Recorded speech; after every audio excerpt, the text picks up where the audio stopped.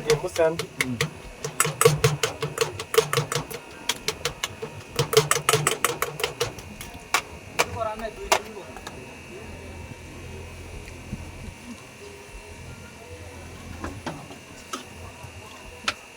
গরম গরম ছোলা সাথে একটু মশলা বুঝছেন এটা মশলা এটা কড়া চানাচুর আর একটু বিট লবণ অল্প একটু টেস্টি সস বুঝছেন এই দিয়ে হচ্ছে কড়া মুড়ি দাঁড়াইবে না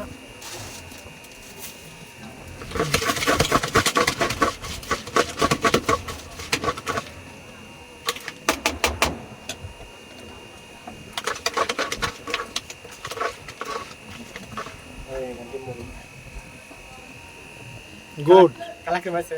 হ্যাঁ কালার ভালো হয়েছে